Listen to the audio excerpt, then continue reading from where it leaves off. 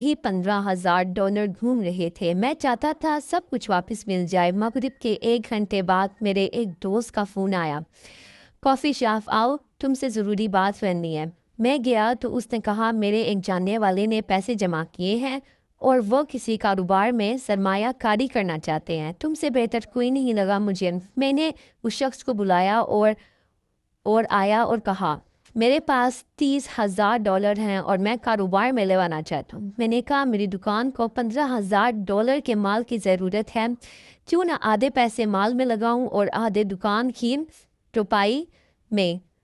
मुनाफे में 50-50 का हिस्सा होगा जब तक तुम्हारा असल सरमाया पूरा वापस ना हो जाए।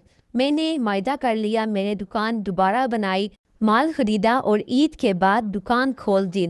इस दिन मेरी खुशी की इंतहा ना थी।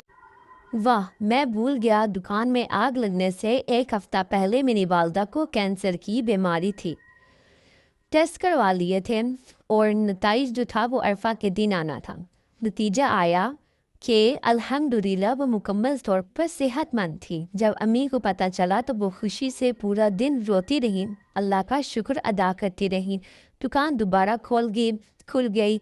इस अम्मी शफा याब हो गई और फिर मेरी बीवी ने फ़ोन करके बताया कि उसने हमल का टेस्ट किया है, वो हामला है। फिर उसने मुझसे कहा अब समझ आया रोज़ा रखना और अरफा के दिन दुआ मांगने की ताकत क्या होती है। मैंने दिल में कहा सुभान अल्लाह, कुछ दिन पहले लग रहा था जैसे पूरी दुनिया ख़त्म हो गई है और आज सिर्फ एक मुखलिस दुआ से सब कुछ बदल गया।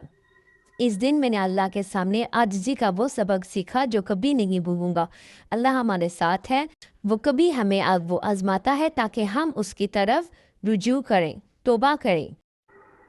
ईद के बाद कारोबार अच्छा चलने लगा और जल्द ही वो $30,000 वापस हो गए। मैं वो पैसे वापस देने गया मगर तब कहानी में एक नया मोड़ आया। उस शख्स से कहा सच ये है कि ये पैसे मेरे नहीं थे, किसी शख्स ने जिसकी बीवी कैंसर से सेहतयाब हुई थी अल्लाह की रज़ा के लिए ये तुम्हें दिलवाए। वो तुम्हारी मदद करना चाहता था गुमनाम रहकर। ये पैसे तुम्हारे हैं, कोई वापस नहीं मांगेगा। अल्लाह की कसम, मैं घर आकर कमरे में बंद हो गया और 1 घंटा बच्चों की तरह रोया अल्लाह की रहमत और अनायत पर जो मैंने महसूस की।